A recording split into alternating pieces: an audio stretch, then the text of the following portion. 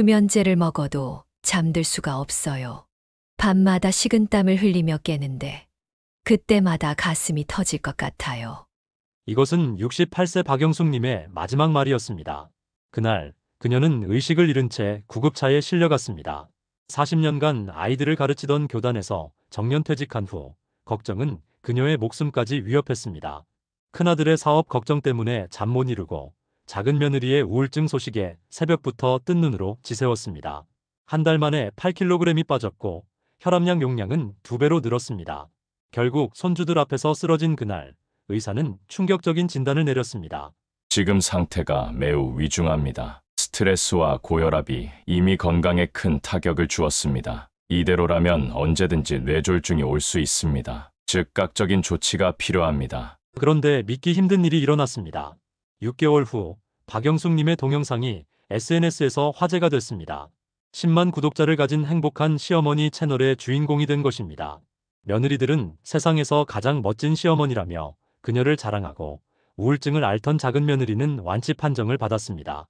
무엇이 이런 기적 같은 변화를 만들어냈을까요?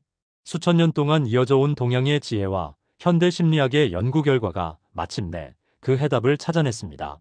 깊은 산속 절에서 수행하는 스님부터 하버드 의대 연구진까지 동서양의 현자들이 한결같이 인정한 마음의 지혜 5가지가 그것입니다.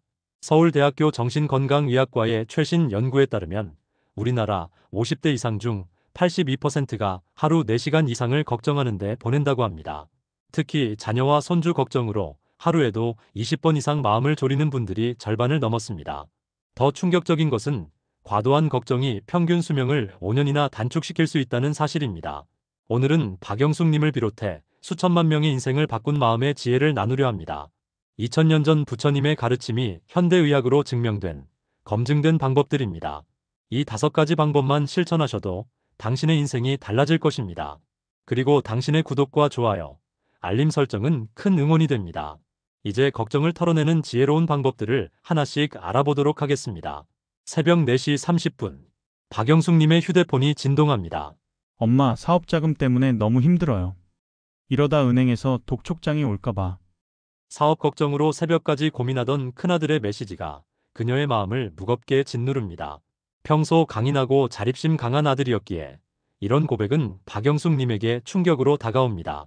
새벽 5시 10분. 작은 며느리로부터 또 다른 메시지가 도착합니다. 어머니, 죄송해요. 우울증 약을 늘려야 한다고 하네요. 아이들을 좀 더 부탁드려요. 이 문자를 읽는 순간 박영숙님의 마음은 더 깊은 불안 속으로 빠져듭니다. 결혼 후에도 활기차고 긍정적이었던 며느리였기에 그녀의 고백은 더욱 안타깝게 들립니다. 박영숙님은 떨리는 손으로 메모장을 엽니다. 오늘도 잠들지 못했다. 아들, 며느리, 손주들 다들 어쩌면 좋지. 그녀의 손끝에서 써내려간 글자들은 그동안 쌓여왔던 걱정과 불안의 무게를 고스란히 드러냅니다. 68세의 박영숙님의 하루는 이렇게 시작되고 끝납니다. 40년 동안 교단에서 학생들을 가르치며 보낸 세월 끝에 정년퇴직 후의 삶은 새로운 평화를 기대했지만 그 대신 걱정의 무게는 더 커졌습니다. 몇 달 새 8kg이 빠지고 혈압약의 용량은 2배로 늘었습니다. 건강의 적신호가 켜졌지만 그녀의 마음은 여전히 가족들에 대한 걱정으로 가득 차 있었습니다. 결국 그날이 왔습니다. 손주들과 함께 슈퍼에서 장을 보던 중 갑자기 눈앞이 캄캄해졌습니다. 쓰러지는 순간 손주들의 놀란 외침만이 희미하게 들렸습니다. 할머니, 할머니! 응급실에서 깨어난 박영숙님은 어딘가 낯선 기계음이 울리는 가운데 누워 있었습니다. 담당 의사는 심각한 표정으로 그녀에게 다가왔습니다.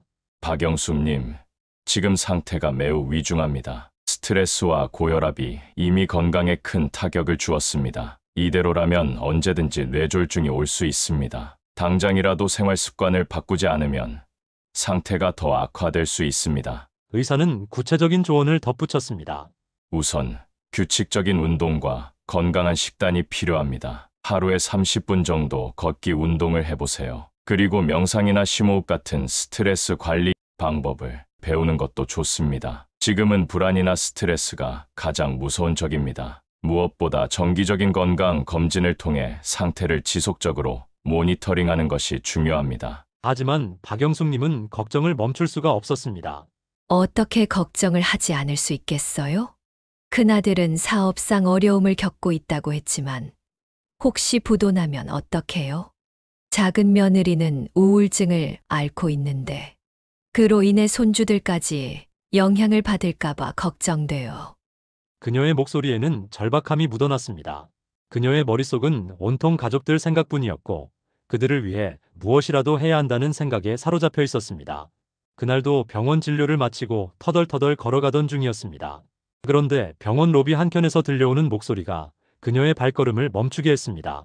걱정이란 것은 마치 흔들리는 나뭇가지 위의 새와 같습니다. 가지가 흔들린다고 새가 떨어지지는 않지요. 왜일까요? 새에게는 날개가 있기 때문입니다. 이 목소리는 박영숙님의 마음 깊숙이 울려 퍼졌습니다. 그녀는 자신에게도 날개가 있을지 모른다는 희망을 품기 시작했습니다.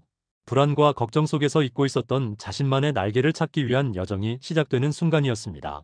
그 목소리의 주인공은 의사 스님으로 알려진 묘한 스님이었습니다.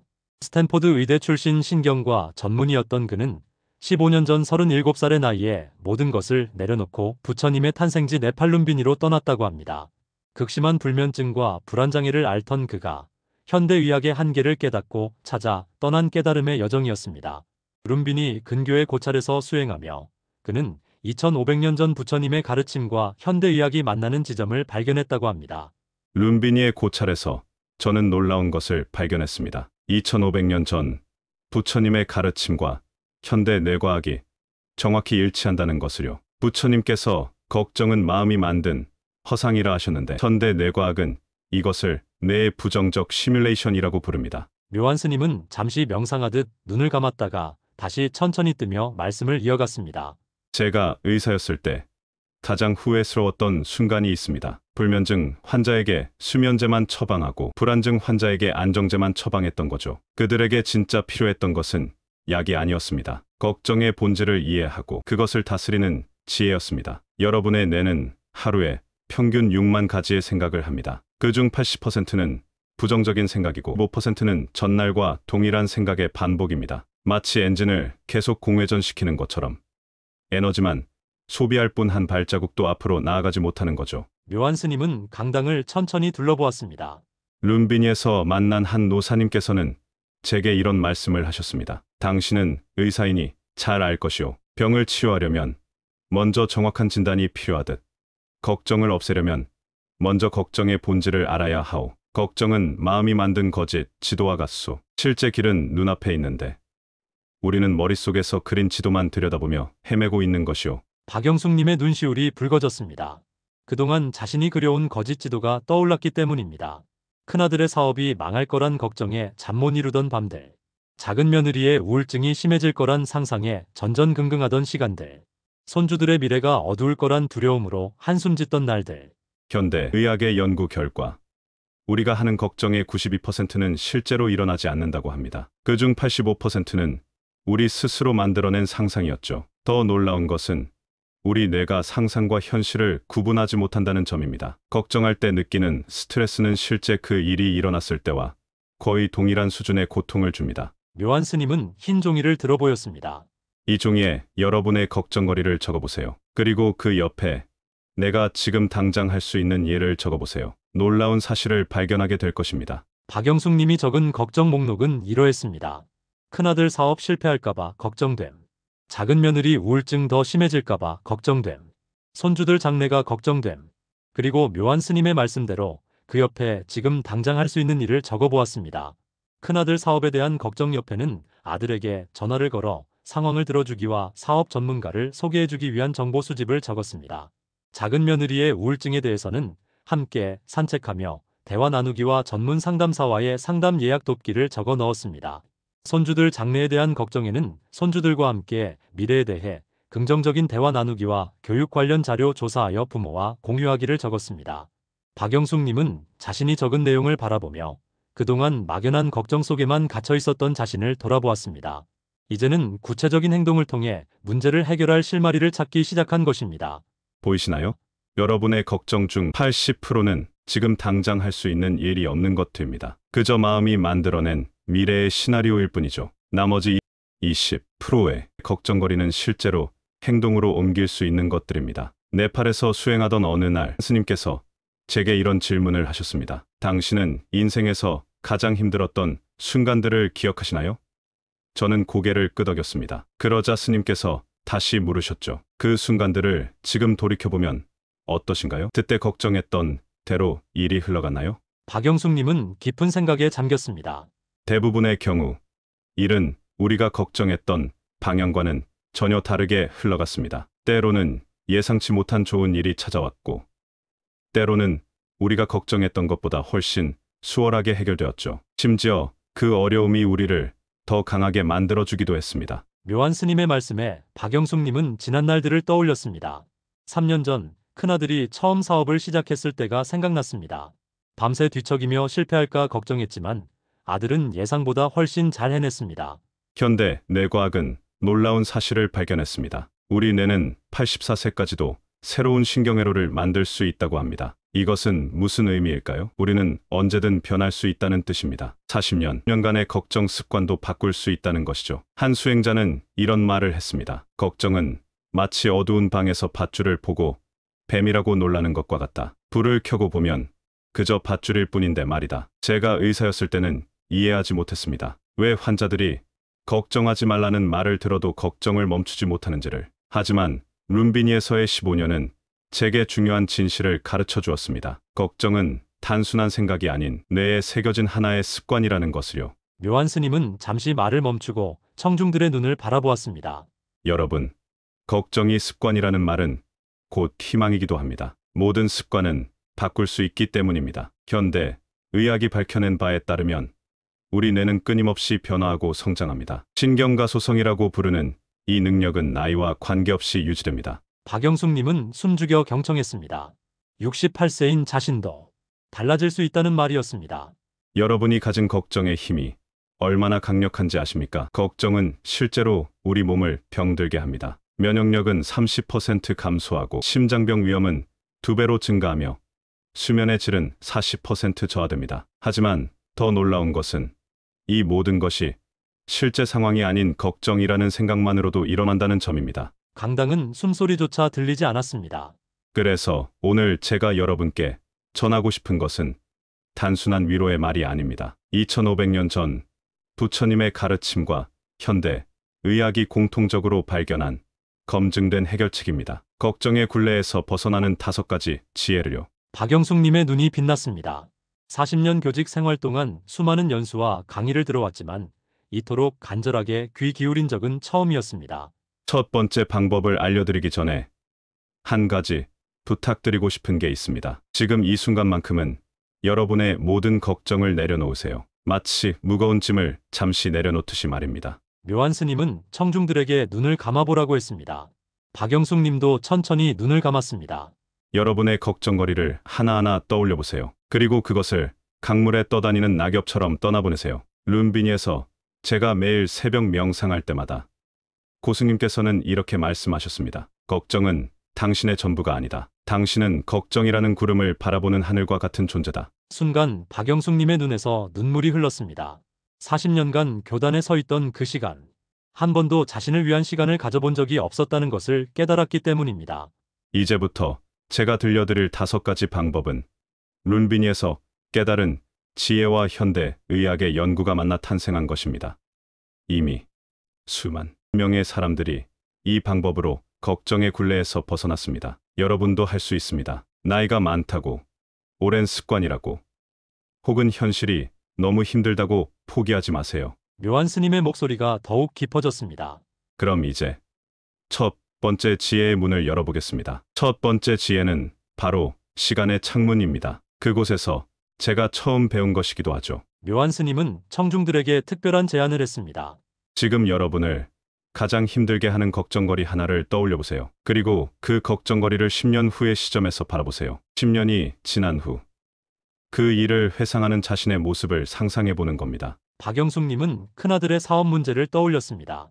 재미있는 일이 일어날 겁니다. 10년 후의 관점에서 보면 지금 그토록 크게 느껴지는 문제가 아주 작게 보일 테니까요. 실제로 하버드 의대의 연구 결과, 이렇게 미래의 시점에서 현재를 바라보는 훈련을 하면 뇌의 불안 중추가 즉각적으로 안정화된다고 합니다. 수행하던 어느 날 저는 한 가지 충격적인 사실을 알게 되었습니다. 제가 의사였을 때 만났던 수많은 불안증 환자들, 그들이 걱정하던 일들 중 97%는 실제로 일어나지 않았다는 것을요. 그리고 실제로 일어난 3%의 일들도 그들이 걱정했던 것만큼 나쁘지 않았습니다. 묘한 스님은 자신의 경험을 들려주었습니다. 37살의 나이에 모든 것을 내려놓고 룸비니로 떠날 때 저는 미쳤다는 소리를 들었습니다. 안정된 의사 생활을 포기하는 것이 얼마나 큰 실수인지 모두가 걱정했죠. 하지만 10년이 지난 후 돌아보니 그때의 결정이 제 인생에서 가장 현명한 선택이었음을 알게 되었습니다. 박영숙님은 깊은 생각에 잠겼습니다. 10년 전 자신의 걱정거리들이 떠올랐기 때문입니다. 10년 전 여러분은 어떤 걱정을 하고 계셨나요? 그 걱정들은 지금 어떻게 되었습니까? 아마 대부분은 기억조차 나지 않을 것입니다. 기억나는 것들도 지금 보면 별것 아닌 일이었다는 걸 깨닫게 되실 겁니다. 박영숙님은 10년 전 큰아들의 결혼을 걱정하던 때가 생각났습니다. 당시에는 세상이 무너지는 것 같았지만 지금은 오히려 가장 든든한 며느리가 되어 있었습니다. 시간의 창문을 통해 바라보는 연습. 이것이 첫 번째 지혜입니다. 룸비니의 고승께서는 이렇게 말씀하셨죠. 시간이라는 것은 가장 위대한 스승이다. 그것은 모든 걱정을 해결하고 모든 상처를 치유하며 모든 분노를 녹인다. 이 방법을 실천하는 구체적인 방법을 알려드리겠습니다. 매일 밤 잠들기 전 5분만 투자하세요. 오늘 여러분을 괴롭혔던 걱정거리를 하나 떠올립니다. 그리고 그 일을 10년 후의 시점에서 바라보는 겁니다. 묘한 스님은 청중들에게 실제 사례를 들려주었습니다. 룸비니에서 만난 한 수행자는 매일 이런 일기를 썼다고 합니다. 10년 후에 내가 지금의 나에게 편지를 쓴다면 처음에는 어색했지만 놀라운 변화가 일어났습니다. 현재의 걱정거리가 미래에서 보면 오히려 감사한 일이 되어 있는 경우가 많았기 때문입니다. 박영숙님은 메모장을 꺼내 적기 시작했습니다. 10년 후에 내가 지금의 나에게 그때 그렇게 걱정했던 큰아들의 사업, 지금은 안정을 찾았단다. 오히려 그때의 어려움이 아들을 더 성숙하게 만들었어. 작은 며느리의 우울증도 우리 가족을 더 깊이 이해하게 된 계기가 되었지. 그때 네가 그렇게 걱정했던 시간들이 지금 돌아보면 우리 가족이 더 단단해지는 소중한 순간이었어. 묘한 스님이 부드러운 목소리로 말을 이었습니다. 이것이 바로 시간의 창문이 가진 힘입니다. 현대 심리학에서는 이를 시간 조망법이라고 부릅니다. 실제로 이 방법을 꾸준히 실천한 사람들의 뇌를 관찰해보니 불안을 담당하는 편도체의 활성도가 현저히 감소했다고 합니다. 스님은 청중들의 눈을 하나하나 바라보며 말씀하셨습니다. 더 놀라운 것은 이 방법이 단순히 심리적인 위안만이 아니라는 점입니다. 실제로 우리 뇌의 구조를 변화시킨다는 사실이 최근 연구를 통해 밝혀졌습니다. 마치 근육을 단련하듯 우리는 걱정하는 뇌를 지혜로운 뇌로 바꿀 수 있는 것입니다. 룸비니에서의 마지막 날, 제 스승님께서는 이런 말씀을 하셨습니다. 인생은 마치 기차 여행과 같다. 창밖의 풍경은 계속 변하지만 우리는 종종 한 장면에 사로잡혀 그것이 영원할 것이라 착각한다. 하지만 기억하라. 모든 풍경은 지나간다. 박영숙님의 눈에서 다시 눈물이 흘렀습니다. 자신이 그동안 얼마나 그 걱정이라는 순간에 머물며 착각하고 있었는지. 하지만 여기서 중요한 것이 있습니다. 시간의 창문은 단순히 걱정을 무시하거나 회피하는 것이 아닙니다. 오히려 더 큰 관점에서 현재를 바라보는 지혜를 기르는 것이죠. 묘한 스님은 청중들에게 특별한 과제를 내주었습니다. 오늘부터 일주일간 이런 연습을 해보시기 바랍니다. 매일 밤 잠들기 전 그날 가장 컸던 걱정거리 하나를 골라 3가지 시점에서 바라보세요. 1년 후에 내가 보는 관점, 5년 후에 내가 보는 관점, 그리고 10년 후에 내가 보는 관점으로요. 박영숙님은 고개를 끄덕였습니다. 문득 3년 전 큰아들이 사업을 시작한다고 했을 때가 떠올랐습니다. 그때는 세상이 무너지는 것 같았는데 지금 보니 그것이 오히려 아들에게는 성장의 기회였던 것입니다. 여러분, 우리의 뇌는 걱정할 때 특별한 현상이 일어납니다. 마치 망원경의 방향이 거꾸로 된 것처럼 현재의 문제가 실제보다 훨씬 크게 보이는 거죠. 하지만 시간의 창문을 통해 바라보면 망원경의 방향이 올바르게 돌아갑니다. 그러면 우리는 문제의 진짜 크기를 볼 수 있게 됩니다. 묘한 스님은 자신의 청진기를 꺼내 보였습니다. 제가 의사였을 때 늘 가지고 다니던 청진기입니다. 의사가 환자의 심장 소리를 듣듯이 우리도 우리 마음의 소리를 들을 줄 알아야 합니다. 지금 이 순간 여러분의 마음은 어떤 이야기를 하고 있나요? 박영숙님은 자신의 마음속 소리에 귀를 기울였습니다. 그동안 한 번도 하지 않았던 일이었습니다. 대부분의 걱정은 만약에로 시작합니다. 만약에 실패하면 어쩌지? 만약에 안 되면 어쩌지? 만약에 더 나빠지면 어쩌지? 하지만 시간의 창문을 통해 바라보면 또 다른 만약에도 있다는 것을 알게 됩니다. 만약에 이것이 좋은 기회라면, 만약에 이 시련이 성장의 발판이 된다면, 만약에 이 고통이 더 큰 행복으로 가는 길이라면, 스님의 말씀에 박영숙님은 깊은 깨달음을 얻었습니다. 그동안 자신은 늘 최악의 만약에만 상상했던 것입니다. 마지막 수업에서 제 스승님은 이렇게 말씀하셨습니다. 인생은 마치 바늘로 술을 놓는 것과 같다. 앞면만 보면 실이 어지럽게 얽혀 있지만 뒷면을 보면 아름다운 무늬가 완성되어 있는 것을, 우리의 걱정도 마찬가지입니다. 시간이라는 거리를 두고 바라보면 그것이 결국 어떤 무늬를 만들어낼지 보이기 시작합니다. 여기 계신 분들 중에서 10년 전의 큰 걱정거리를 지금도 생생히 기억하시는 분 계신가요? 강당은 잠시 조용해졌습니다. 아마도 대부분 기억조차 나지 않을 겁니다. 그토록 크게 느껴졌던 걱정거리들이 시간이 지나면서 희미해졌겠죠. 혹시 기억나는 것이 있다면 그것은 아마도 지금은 미소 짓게 만드는 추억이 되어 있을 겁니다. 묘한 스님은 잠시 말을 멈추었다가 부드러운 미소와 함께 이야기를 이어갔습니다. 자, 이제 두 번째 지혜의 문을 열어보겠습니다. 바로 마음의 온도계입니다. 묘한 스님은 청중들을 둘러보며 질문했습니다. 여러분, 체온계로 열을 재듯이 우리는 마음의 온도를 재는 법을 배워야 합니다. 걱정이라는 것은 마치 끓는 물과 같아서 적절한 온도 조절이 필요하기 때문이죠. 스님은 자신의 흰 가운 주머니에서 오래된 체온계를 꺼냈습니다. 이것은 제가 의사였을 때 사용하던 체온계입니다. 의사는 환자의 체온을 재듯 우리도 우리 마음의 온도를 잴 줄 알아야 합니다. 걱정의 온도가 너무 높으면 우리의 일상이 타버리고 너무 낮으면 무기력해지죠. 박영숙님은 귀를 기울였습니다. 그동안 자신의 걱정이 얼마나 높은 온도로 끌어올랐었는지 깨닫게 되었기 때문입니다. 룸비니에서 배운 마음의 온도계 사용법을 알려드리겠습니다. 먼저 여러분의 걱정을 1부터 10까지의 숫자로 표현해 보세요. 10은 가장 뜨거운 상태, 1은 가장 차분한 상태입니다. 스님은 칠판에 숫자를 적어가며 설명했습니다. 예를 들어 아들의 사업 걱정이 온도 9라면 이것은 우리 마음이 과열된 상태입니다. 이때는 즉시 온도를 낮춰야 합니다. 어떻게 할 수 있을까요? 먼저 깊은 숨을 3번 쉽니다. 그리고 이렇게 자문해 보세요. 이 문제가 정말 9단계의 걱정이 필요할까? 내가 할 수 있는 일은 무엇일까? 현대 의학에서도 이런 수치화 방법이 매우 효과적이라고 합니다. 문제를 수치화하면 객관적으로 바라볼 수 있게 되고, 그러면 해결책도 보이기 시작한다는 것이죠. 실제로 룸비니에서 수행하던 시절, 저는 매일 밤 마음의 온도를 기록했습니다. 놀라운 일이 일어났죠. 9나 10이었던 걱정들이 시간이 지나면서 6, 5, 4로 내려가는 것을 발견했습니다. 아무것도 하지 않았는데도 말이죠. 묘한 스님은 주머니에서 작은 수첩을 꺼냈습니다.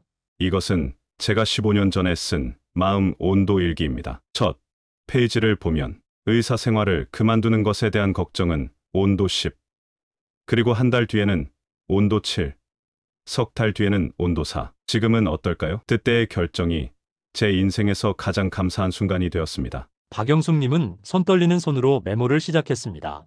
큰아들 사업 걱정은 온도 9, 작은 며느리 우울증 걱정은 온도 8, 손주들 장래 걱정은 온도 8. 이제 여러분도 매일 밤 마음의 온도를 재보세요. 그리고 그 온도가 7 이상이라면 이렇게 자문해 보시기 바랍니다. 내일 아침 이 걱정의 온도는 얼마가 될까? 일주일 후에는? 한 달 후에는? 스님은 청중들에게 작은 수첩을 나눠주었습니다. 현대 의학에서는 이것을 감정 온도계 기법이라고 부릅니다. 놀랍게도 이 방법을 실천한 사람들의 80%가 달 안에 걱정의 평균 온도가 3도 이상 내려갔다고 합니다. 스님은 잠시 말을 멈추고 물 한 모금을 마신 뒤 이어갔습니다. 더 중요한 것은 이 온도계가 알려주는 또 다른 메시지입니다. 바로 모든 온도는 변한다는 사실이죠. 끓는 물도 식기 마련이고 얼음도 녹기 마련입니다. 우리의 걱정도 마찬가지입니다. 특히 주목할 점이 있습니다. 온도가 7 이상인 걱정들의 공통점을 보면 대부분 통제할 수 없는 미래에 대한 것들입니다. 반면 현재 내가 할 수 있는 일들에 대한 걱정은 보통 온도 5 이하에 머무릅니다. 묘한 스님은 자신의 체온계를 다시 한번 들어보였습니다. 의사가 체온을 재는 이유는 단순히 숫자를 확인하기 위해서가 아닙니다. 그 온도에 맞는 적절한 처방을 하기 위해서죠. 마음의 온도도 마찬가지입니다. 온도를 확인했다면 이제 그에 맞는 처방이 필요합니다. 박영숙님은 자신의 메모를 다시 보았습니다. 온도 9였던 아들의 사업 걱정. 과연 이 정도의 높은 온도가 필요한 걸까요?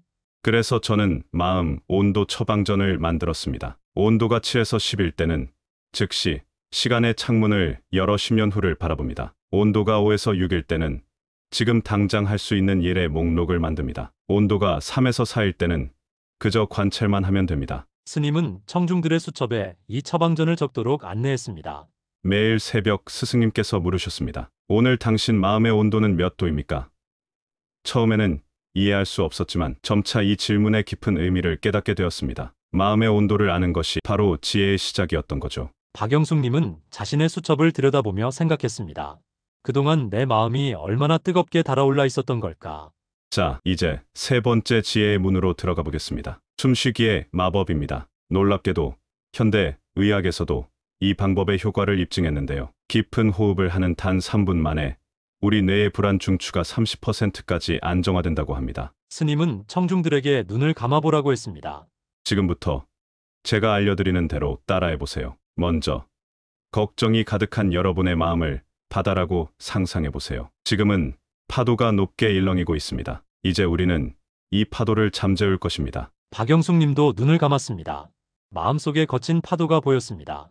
첫 번째 호흡은 알아차림의 숨입니다. 코로 천천히 숨을 들이마시며 4까지 세어보세요. 이때 여러분의 걱정이 어디에서 오는지 지켜봅니다. 숨을 잠시 멈추고 7까지 세어보세요. 그리고 입으로 천천히 내쉬며 8까지 세어봅니다. 강당안은 고요해졌습니다.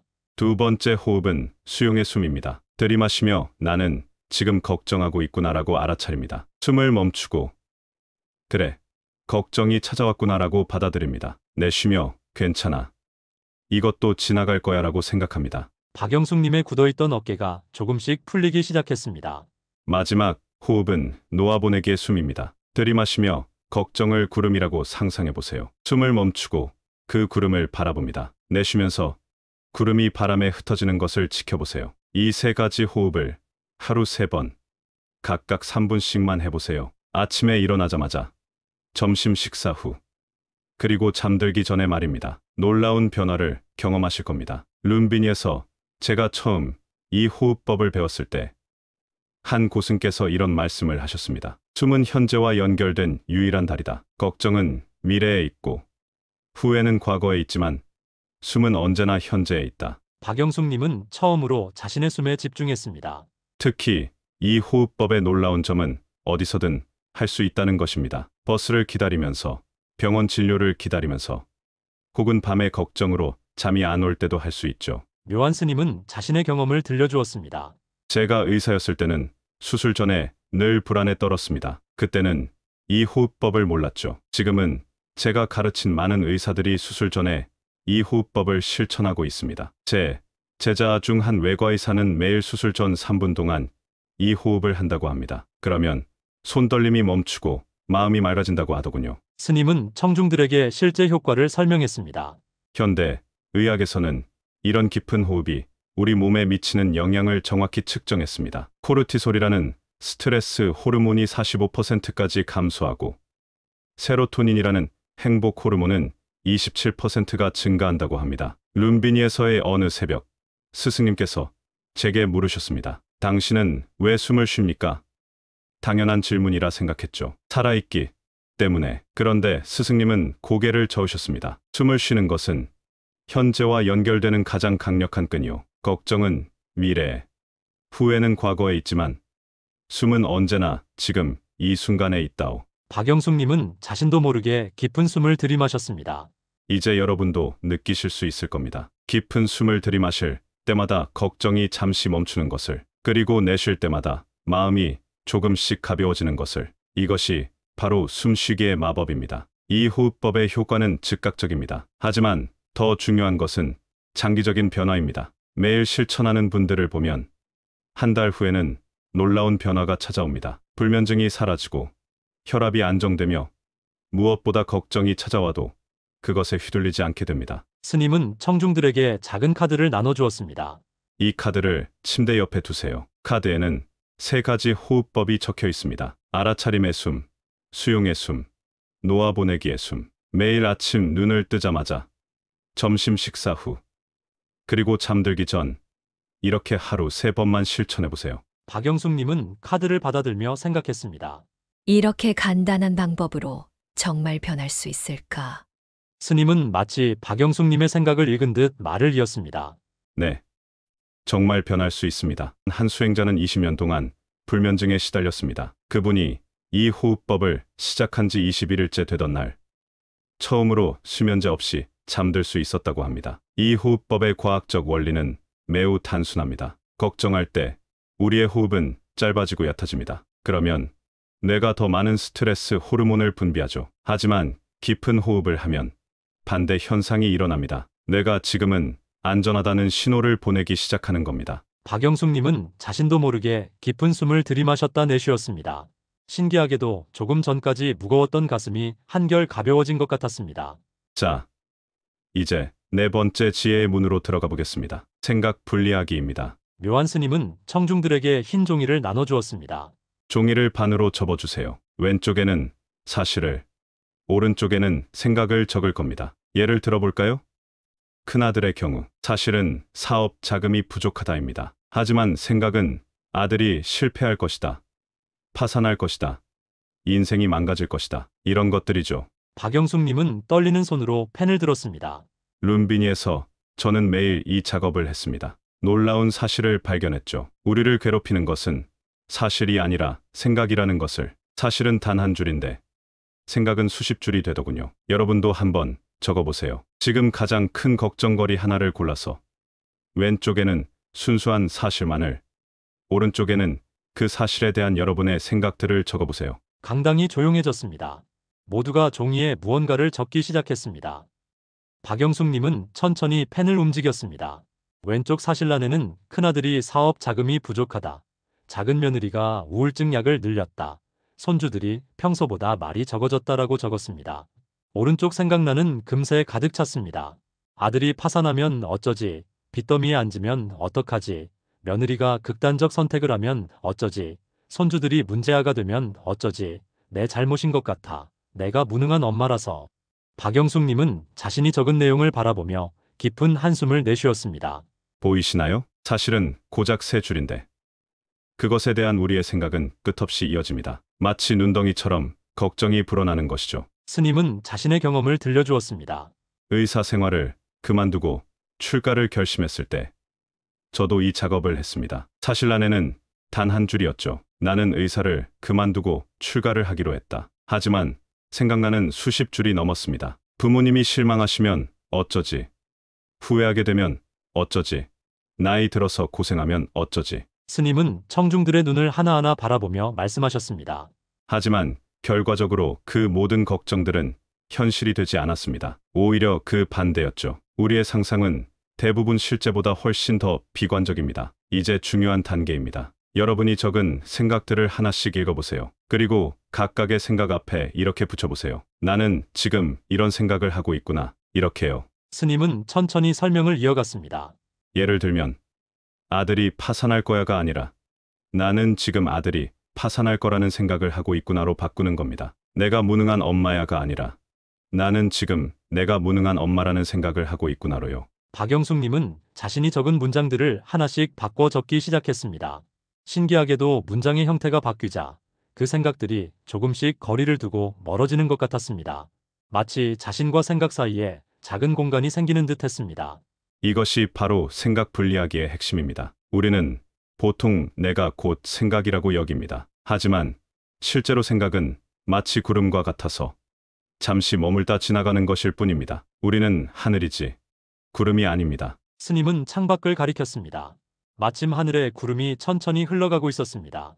룸비니에서 수행하던 어느 날 스승님께서 이런 말씀을 하셨습니다. 당신이 하늘이라면 생각은 지나가는 구름일 뿐이요. 구름이 검어도 하늘은 변하지 않고 구름이 사라져도 하늘은 그대로 있는 것처럼 현대 심리학에서도 이 방법의 효과가 입증되었다고 합니다. 생각과 거리를 두는 훈련을 한 사람들은 불안과 걱정이 42%나 감소했다는 연구 결과가 있었습니다. 이 방법에는 한 가지 더 중요한 단계가 있습니다. 바로 사실에 집중하는 것입니다. 사실에는 우리가 할 수 있는 구체적인 행동이 있기 때문이죠. 스님은 박영숙님의 종이를 가리켰습니다. 예를 들어 아들의 사업 자금이 부족하다는 사실에 대해서는 우리가 할 수 있는 일이 있습니다. 전문가와 상담을 받아보거나 대안을 함께 찾아보는 것이죠. 하지만 아들이 파산할 것이라는 생각에 대해서는 아무것도 할 수 없습니다. 그것은 아직 일어나지 않은 미래의 이야기니까요. 박영숙님의 눈이 밝아졌습니다. 그동안 자신이 얼마나 많은 시간을 할 수 없는 생각에 빠져 있었는지 깨달았기 때문입니다. 자, 이제 마지막으로 5번째 지혜의 문을 열어보겠습니다. 작은 행동의 힘입니다. 묘한 스님의 목소리가 한층 힘있게 울렸습니다. 걱정이 가득할 때 우리가 저지르는 가장 큰 실수는 아무것도 하지 않는 것입니다. 걱정은 우리를 마비시키죠. 하지만 룸비니에서 저는 놀라운 사실을 발견했습니다. 아주 작은 행동 하나가 거대한 걱정의 벽을 무너뜨릴 수 있다는 것을요. 스님은 자신의 경험을 나누었습니다. 의사를 그만두고 출가를 결심했을 때 걱정이 너무 커서 한 발자국도 움직일 수 없을 것 같았습니다. 그때 제 스승님께서 이렇게 말씀하셨죠. 천리길도 한 걸음부터다. 지금 당장 할 수 있는 가장 작은 일부터 시작하라. 이 작은 행동의 힘은 과학적으로도 입증되었습니다. 우리가 작은 행동이라도 시작하면 뇌에서 도파민이라는 물질이 분비됩니다. 이것이 우리에게 작은 성취감을 주고 그 성취감은 다음 행동의 원동력이 되는 것이죠. 스님은 청중들에게 새로운 종이를 나눠주었습니다. 이번에는 여러분의 걱정거리에 대해 지금 당장 할 수 있는 가장 작은 일을 적어보세요. 아주 작은 것이라도 좋습니다. 예를 들어 아들의 사업 걱정이 된다면 오늘 저녁 아들에게 전화해서 10분만 이야기 듣기. 며느리가 걱정된다면 오늘 장보기 하면서 며느리가 좋아하는 과일 하나 사기 같은 것들입니다. 박영숙님은 천천히 펜을 들었습니다. 처음으로 할 수 있는 일에 대해 생각하기 시작한 것입니다. 룸비니에서 저는 매일 아침 오늘의 작은 행동을 정했습니다. 처음에는 정말 작은 일들이었죠. 오늘은 새벽 예불 시간에 졸지 않기, 스승님 방 앞 낙엽 한 장 치우기 같은 것들이요. 하지만 이 작은 행동들이 쌓이면서 놀라운 변화가 일어났습니다. 스님은 잠시 말을 멈추고 청중들의 표정을 살폈습니다. 현대 심리학에서는 이것을 작은 승리의 법칙이라고 부릅니다. 작은 성공이 다음 성공의 발판이 되고 그것이 또 다음 단계로 이어지는 것이죠. 걱정이 우리를 마비시키는 것처럼 작은 행동은 우리를 움직이게 만듭니다. 박영숙님은 자신의 종이에 적기 시작했습니다. 오늘 저녁 작은 며느리에게 우울증 약 잘 먹고 있는지 문자 보내기. 처음으로 할 수 있는 일이 보이기 시작했습니다. 특히 중요한 것은 이 작은 행동이 지금 당장 할 수 있는 것이어야 한다는 점입니다. 다음 주에, 나중에가 아닌 지금 할 수 있는 일이어야 해요. 걱정은 미래의 일이지만 행동은 현재에 있어야 합니다. 스님은 자신의 팔찌를 보여주었습니다. 이 팔찌는 제가 룸비니에서 받은 것입니다. 스승님께서 말씀하셨죠. 이 팔찌를 볼 때마다 자신에게 물어보라. 지금 이 순간 내가 할 수 있는 가장 작은 일은 무엇인가? 스님은 청중들에게 빨간 실을 나눠주었습니다. 이 실을 손목에 묶으세요. 걱정이 밀려올 때마다 이 실을 보고 자신에게 물어보세요. 지금 당장 내가 할 수 있는 작은 일은 무엇일까? 작은 행동에는 마법 같은 힘이 있습니다. 그것은 바로 나는 무기력하지 않다는 것을 증명하는 힘입니다. 걱정은 우리를 무기력하게 만들지만 작은 행동은 우리에게 통제력을 돌려줍니다. 스님은 자신의 경험을 다시 한번 나누었습니다.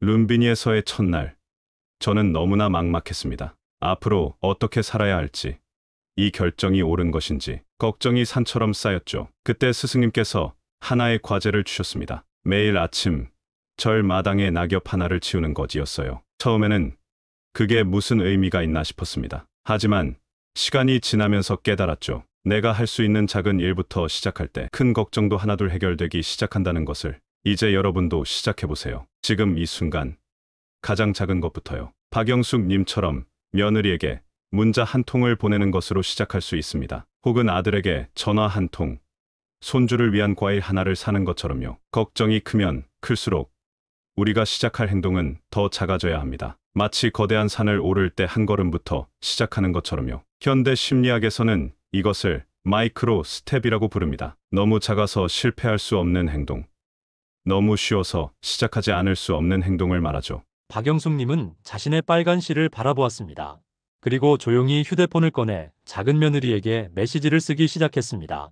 자, 이제 우리는 5가지 지혜의 문을 모두 열어보았습니다. 시간의 창문, 마음의 온도계, 숨쉬기의 마법, 생각 분리하기, 그리고 작은 행동의 힘까지. 이 5가지 방법은 서로 연결되어 있습니다. 마치 등불이 다른 등불을 밝히듯이 하나의 방법이 다른 방법을 도와주죠. 시간의 창문으로 걱정을 바라보면서 마음의 온도를 재고 깊은 숨을 쉬며 생각을 분리하고 작은 행동을 시작하는 겁니다. 스님은 청중들에게 마지막 당부의 말을 전했습니다. 오늘 배운 것을 내일부터 하나씩 실천해 보세요. 처음부터 완벽할 필요는 없습니다. 룸비니에서 제가 배운 가장 큰 지혜는 완벽해서 시작하는 것이 아니라 시작해서 완벽해진다는 것이었으니까요. 한 달 후, 2달 후, 여러분의 인생의 작은 변화들이 찾아올 것입니다. 잠이 조금씩 깊어지고, 어깨의 무게가 조금씩 가벼워지고, 미소 짓는 횟수가 조금씩 늘어날 거예요. 걱정이 완전히 사라지는 것은 아니지만, 걱정과 함께 살아가는 지혜가 생길 것입니다. 박영숙님의 눈시울이 붉어졌습니다. 방금 보낸 작은 며느리의 답장이 왔기 때문입니다. 어머님, 제가 걱정되시죠? 그래도 덕분에 이제 조금씩 나아지고 있어요. 오늘은 병원에서 좋은 이야기도 들었답니다. 나중에 찾아뵐게요. 보이시나요? 작은 행동 하나가 만들어낸 변화를. 걱정은 우리를 고립시키지만 작은 행동은 우리를 연결시킵니다. 여러분도 오늘부터 시작하세요. 시간의 창문을 열고 마음의 온도를 재고 깊은 숨을 쉬고 생각을 분리하고 작은 행동을 시작하세요. 스님은 마지막으로 청중들을 바라보았습니다. 룸비니를 떠나던 날 스승님께서 제게 마지막으로 하신 말씀이 있습니다. 걱정은 미래에서 오는 손님이고 행동은 현재에 있는 주인이다. 손님에게 주인 자리를 내어주지 말라. 이제 여러분도 자신의 인생의 주인이 되어보세요. 박영숙님은 자신의 빨간 실을 바라보았습니다. 그리고 조용히 다짐했습니다. 오늘부터, 지금 이 순간부터. 한 달 후, 박영숙님의 일기장에는 이렇게 적혀 있었습니다. 오늘도 걱정이 찾아왔다. 하지만 이제는 달라졌다. 시간의 창문으로 10년 후를 바라보니 지금의 걱정이 그리 크지 않아 보였다. 마음의 온도계로 재보니 걱정의 온도가 9에서 6으로 내려갔다. 깊은 숨을 쉬고 생각을 분리하고 작은 행동을 시작하니 마음이 한결 가벼워졌다. 묘한 스님이 말씀하신 대로였습니다. 걱정이 완전히 사라진 것은 아니지만 걱정과 함께 살아가는 지혜가 생긴 것입니다. 박영숙님의 하루는 이제 새로운 리듬을 타기 시작했습니다. 매일 아침 6시에 일어나면 그녀는 먼저 창밖을 바라봅니다. 아침 햇살을 맞으며 깊은 숨을 쉬는 것, 그것이 하루를 여는 나만의 의식입니다. 그녀는 작은 정원에서 손수 가꾼 꽃들에 물을 주며 자연의 아름다움을 느끼고 그 순간만큼은 모든 걱정을 내려놓습니다. 아침 식사 후에는 손주들과 함께 산책을 나갑니다. 그 과정에서 자연스럽게 대화를 나누며 서로의 마음을 이해하게 되었습니다. 손주들이 학교에서 무슨 일이 있었는지 이야기할 때 박영숙님은 그저 경청합니다. 예전에는 조언을 하려고 했지만 이제는 그저 들어주는 것만으로도 충분하다는 것을 알게 되었습니다. 손주들과의 산책은 단순한 걸음이 아니라 서로의 마음을 나누는 소중한 시간이 되었습니다. 가족과의 관계에도 긍정적인 변화가 일어났습니다. 큰아들은 사업 문제로 힘들어할 때마다 어머니를 찾습니다. 박영숙님은 아들의 이야기를 끝까지 들어주고 짧은 조언을 덧붙입니다. 아들아, 너는 이미 충분히 잘하고 있어. 나는 너가 어떤 결정을 하든지 항상 너의 편이야. 라는 말은 큰아들에게 큰 힘이 되었습니다. 작은 며느리와의 관계도 한층 가까워졌습니다. 주말이면 함께 요리를 하며 시간을 보내는 것이 새로운 가족의 전통이 되었습니다. 그리고 6개월 후 박영숙님의 모습은 더욱 놀라운 변화를 맞이했습니다. 그녀는 자신의 경험을 나누기 위해 유튜브 채널을 시작했습니다. 행복한 시어머니라는 채널은 단숨에 10만 명의 구독자를 모았습니다. 며느리들은 세상에서 가장 멋진 시어머니라며 그녀를 자랑하고 우울증을 앓던 작은 며느리는 완치 판정을 받았습니다. 건강도 놀라운 변화를 겪었습니다. 정기 건강검진에서 혈압 수치가 안정적으로 돌아왔다는 결과를 받았을 때 박영숙님은 안도의 한숨을 내쉬었습니다. 걱정이 줄어드니 몸도 그 변화를 따라가더군요. 이제는 혈압약도 줄이게 되었어요. 심장 건강도 개선되어 담당 의사는 긍정적인 예후를 내놓았습니다. 박영숙님은 동네 복지관에서 마음 나누기 모임을 시작했습니다. 걱정으로 힘들어하는 다른 어르신들과 함께 묘한 스님에게서 배운 5가지 지혜를 나누는 것입니다. 처음에는 내 걱정도 감당하기 힘든데 어떻게 남의 걱정까지 들을 수 있을까 고민했어요. 하지만 신기하게도 다른 분들의 이야기를 들으면서 제 마음도 더 편해졌습니다. 우리는 모두 같은 배를 타고 있다는 걸 깨달았거든요. 복지관에서의 모임은 매주 화요일마다 열렸습니다. 처음에는 몇 명 되지 않던 참여자들이 이제는 10명이 넘었습니다. 각자 자신의 걱정과 그에 대한 대처법을 나누며 서로의 경험에서 배우는 시간이 되었습니다. 박영숙님은 이 모임을 통해 새로운 친구들을 사귀게 되었고 그들과의 교류는 그녀에게 큰 위로가 되었습니다.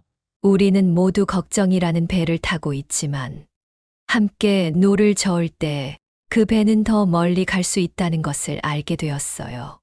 박영숙님은 이제 복지관에서뿐만 아니라 지역사회에서도 작은 강연을 열기 시작했습니다. 그녀의 이야기는 많은 사람들에게 용기와 희망을 주었습니다. 제가 변화할 수 있었다면 누구나 변화할 수 있습니다. 중요한 것은 시작하는 것입니다.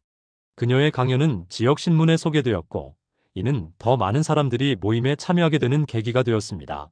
묘한 스님의 말씀처럼 걱정은 우리 삶의 일부일 뿐입니다. 중요한 것은 걱정을 어떻게 바라보고 어떻게 다루느냐 하는 것입니다. 여러분도 오늘부터 시작해보세요.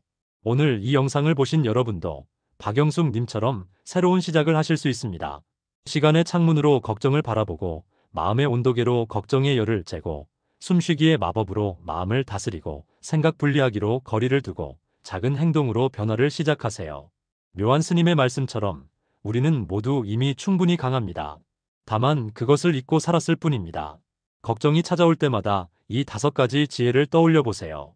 그리고 기억하세요. 당신은 결코 혼자가 아니라는 것을.